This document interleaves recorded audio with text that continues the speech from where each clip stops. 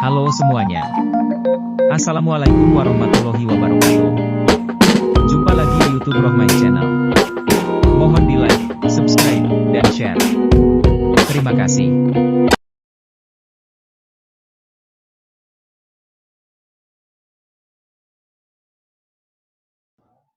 Bismillahirrahmanirrahim.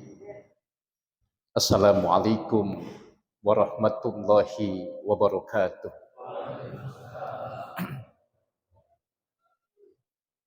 Alhamdulillah. Alhamdulillahilladzi faddala bani Adam bil ilmi wal amal ala jami'il alam. Wassalatu wassalamu ala Muhammadin sayyidil arabi wal ajam. Wa ala alihi wa ashabihi yanadi'il ulumi wal hikam. Amma ba'du. Jamaah yang berbahagia, dalam waktu yang singkat ini kita akan ngaji kitab saja. Kita akan berbicara tentang kepemimpinan dari kitab Al-Ahkam As-Sultaniyah yang ditulis oleh Al-Imam Al-Mawardi.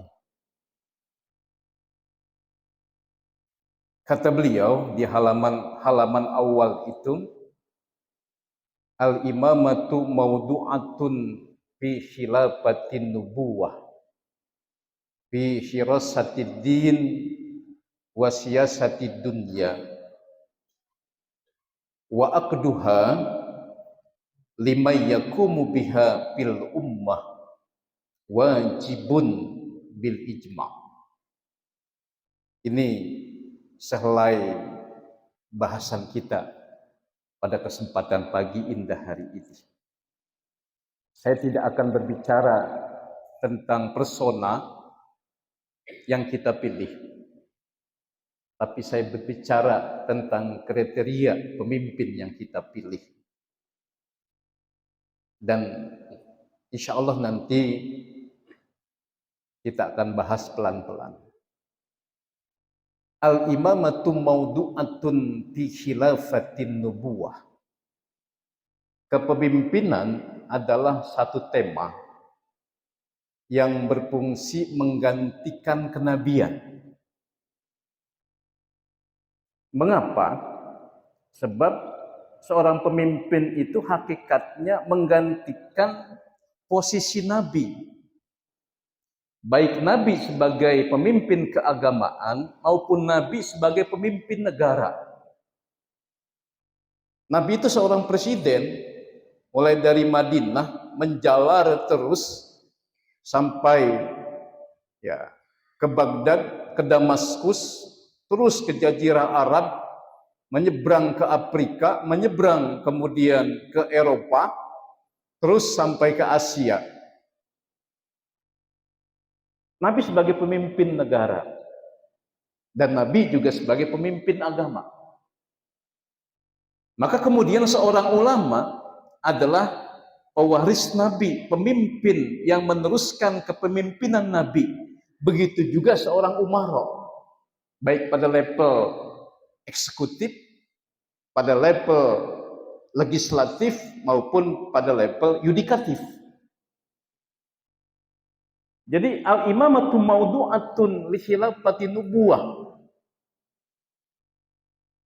Kepemimpinan adalah satu tema yang berfungsi menggantikan kenabian.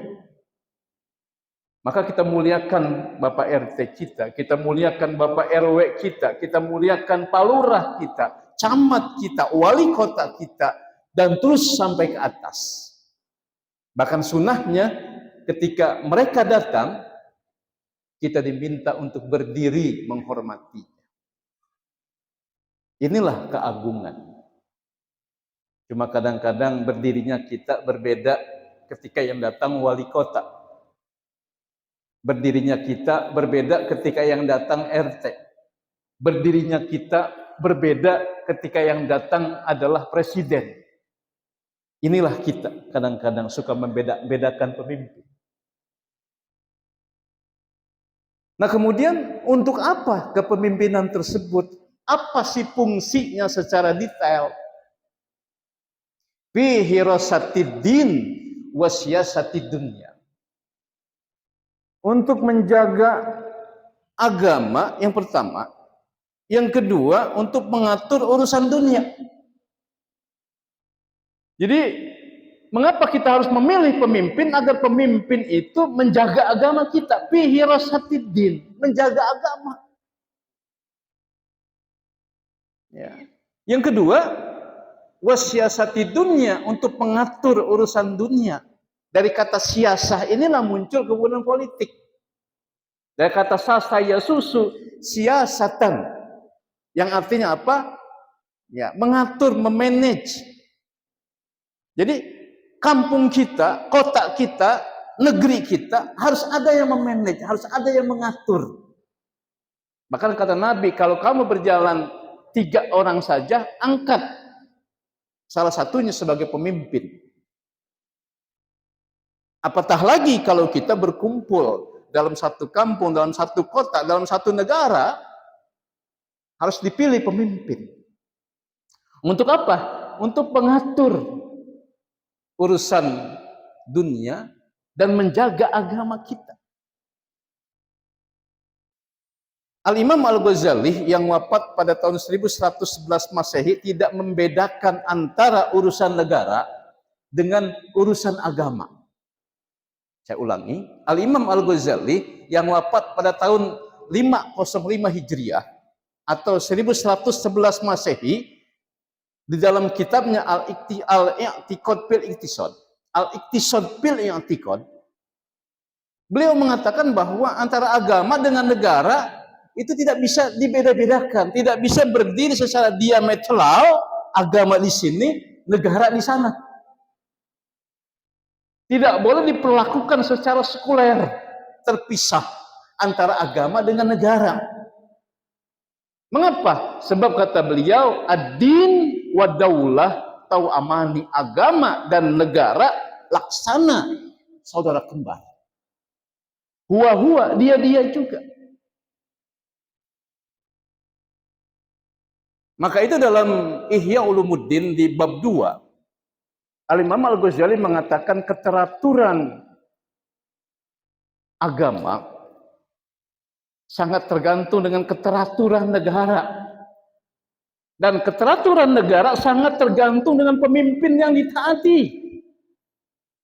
Al-Imam Mutia, imam yang ditaati. Maka kemudian sekarang adalah kita sedang mengarah ke sana. Sedang mengarah memilih pemimpin kita dalam berbagai level. Nanti tanggal 14 Februari, ya, pemimpin di level eksekutif, di level legislatif mulai kabupaten kota, kemudian provinsi sampai DPR RI. Dipilih bareng-bareng. Termasuk juga DPD. Untuk apa? Pihirasatiddin wa siyasatid dunya. Untuk mengatur ya, urusan dunia dan menjaga agama. Bayangkan andai kata tidak ada pemimpin di negeri ini, bisa jadi sholat subuh ini tidak terlaksana. Mengapa? Karena listriknya padam. Maka pemerintah punya PLN. Ya, jadi al-imamatu maudu'atun fi khilafatin nubuwah fi hirasatiddin wa siyasatid dunya. Tidak bisa dibeda-bedakan mana urusan agama, mana urusan negara.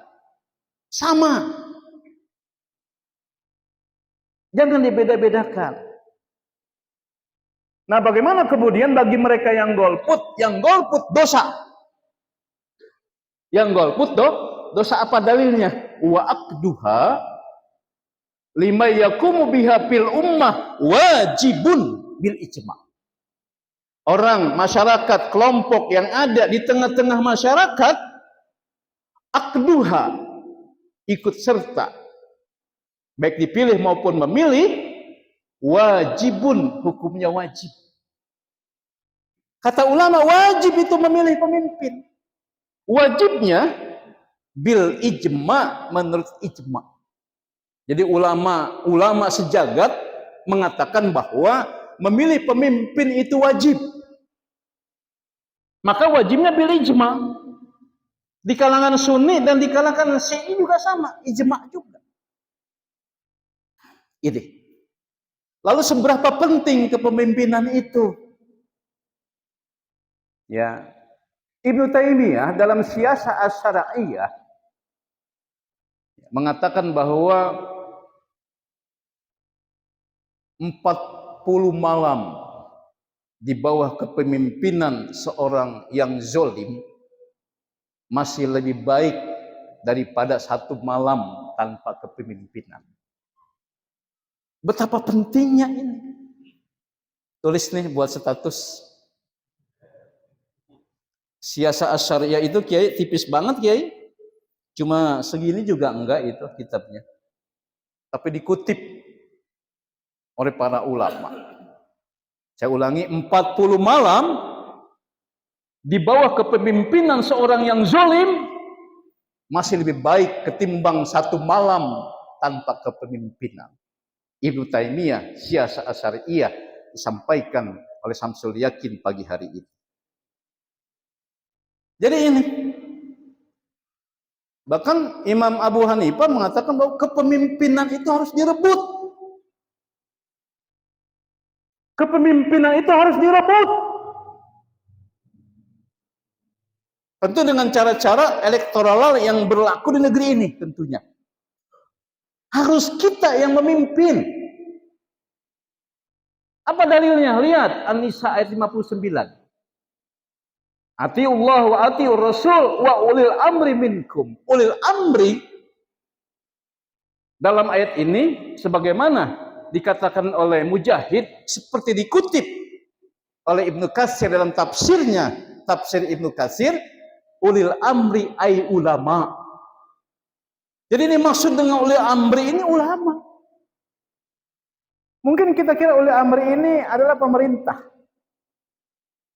Ternyata ulil amri buka tafsir, ternyata al ulama. Orang yang memiliki pengetahuan, orang yang cerdas. Ya, bahkan para filosof mengatakan yang mestinya menggantikan kenabian sebagai pemimpin, dia haruslah seorang filosof. Kalau tidak seorang filosof, dia seorang ulama, kata ahli tafsir. Maka mestinya ya, pemimpin-pemimpin di negeri ini diisi oleh para ulama. Diisi oleh orang-orang yang rajin ke masjid, diisi oleh orang-orang yang memperhatikan masyarakat, diisi oleh orang-orang yang ingin membahagiakan warganya. Seperti itu. Dan itu ada pada hati dan nurani kita, dan itu ada pada pikiran dan kebersihan cara kita memandang. Dan itu saya kembalikan sekali lagi kepada jamaah semua. Saya tidak menyebut persona, tapi saya menyebut kriteria. Jadi ulama yang mesti jadi pemimpin. Kata siapa? Kata agama kita, kata ulama-ulama kita. Seperti itu. Nah, mengapa mesti begitu? Kenapa mesti ulama? Mengapa mesti yang pandai? Mengapa mesti yang cerdas? Mengapa mesti yang tahu benar masalah yang ada di negeri kita? Karena mengurus orang banyak. Bukan sekedar ketua MUI kota, bukan hanya ketua MUI kecamatan, bukan hanya ketua MUI ya kelurahan, atau bukan hanya sekedar lurah. Mengurus Indonesia. Bukan hanya mengurus umat Islam, tapi mengurus umat-umat yang lain.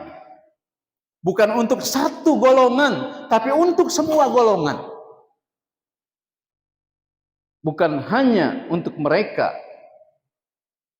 yang tinggal di Jawa, tapi juga di luar Jawa. Harus maju, harus sejahtera.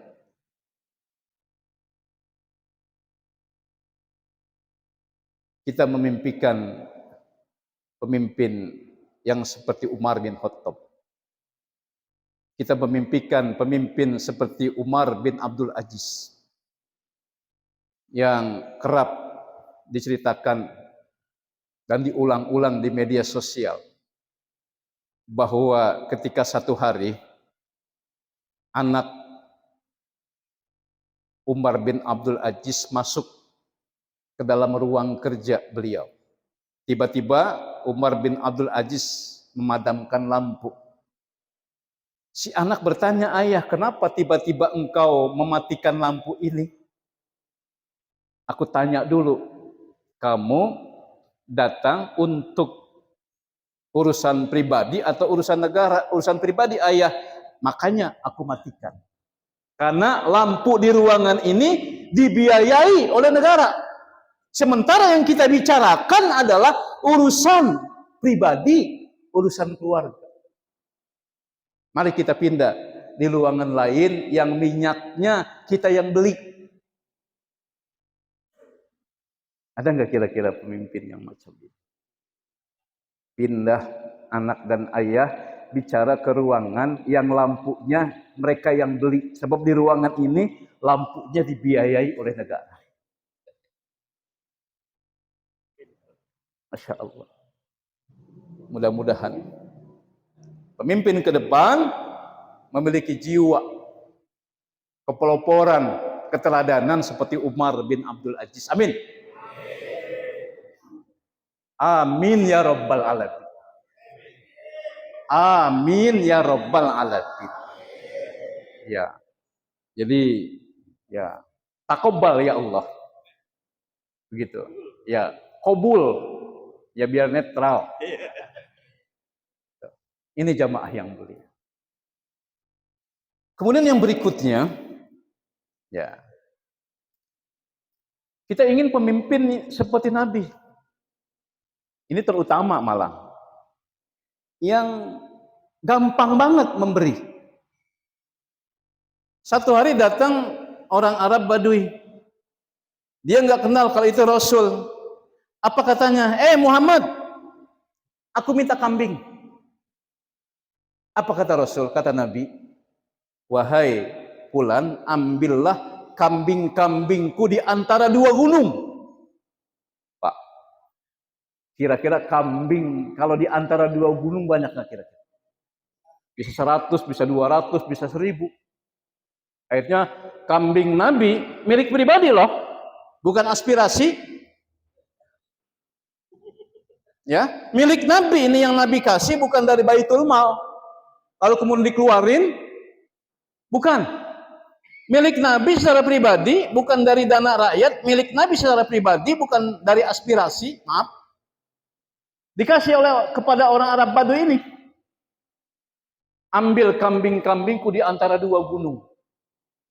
Kalau diambil, dibawa pulang sampai ke kabilahnya. Ya, ketua kabilah bertanya, dari mana kamu mendapatkan kambing-kambing yang banyak ini? Saya cecep ya? Masya Allah. Ya, Ustaz Cecep, maaf. Dari mana kamu dapat kambing-kambing sebanyak ini? Dari seseorang yang bernama Muhammad. Dari seseorang yang bernama Muhammad. Akhirnya apa? Ketua kabilah itu mempelajari siapa Muhammad itu, jamaah. Kalau ditelusuri, dipelajari, diidentifikasi, ternyata dia seorang ya, yang datang membawa ajaran agama baru. Lalu dipelajari, akhirnya tertarik kabilah, lalu mereka datang kepada Nabi, wahai Rasul, terima kasih atas kambing-kambing yang diberikan kepada kami. Engkaulah figur yang kami cari, yang membawa ajaran agama yang benar. Kami satu kabilah menyatakan masuk Islam, jemaah. Kami satu kabilah menyatakan beriman kepada Tuhanmu dan menyatakan beriman kepadamu. Ini apa? Pemimpin. Ini dai namanya. Kalau dai macam Muhammad Rasulullah ini kan dari kaya jadi miskin. Dai semacam Nabi ini dari kaya sampai miskin, Pak. Kalau Samsul yakin, dai dari miskin sampai kaya. Aduh, malu ini kita. Dari naik Vespa, jadi dai sampai punya kendaraan bermotor. Cuma masalahnya apakah kita juga harus jalan kaki dari Parung Bingung kemari? Kan tidak juga sebetulnya ya. Masya Allah. Ya itu rezeki dari Allah Subhanahu wa Ta'ala. Cuma yang saya malu itu, kalau Nabi berdakwah dari kaya sampai miskin, kalau Samsul yakin berdakwah dari miskin sampai kaya. Malu saya ngomong begini di hadapan Allah Subhanahu wa Ta'ala. Ya, tapi kan gak boleh menolak kaya, menolak rezeki. Amin ya Rabbal alamin. Baik, ampuni dan maafkan saya. Billahi taufiq wal hidayah. Walafu minkum wastaghfirullah. Assalamualaikum warahmatullahi wabarakatuh.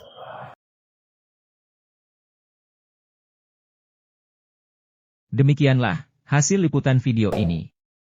Mudah-mudahan bisa memberikan informasi yang bermanfaat untuk semuanya. Terima kasih telah menonton video ini sampai selesai. Mohon di-like, subscribe, dan share. Wassalamualaikum warahmatullahi wabarakatuh.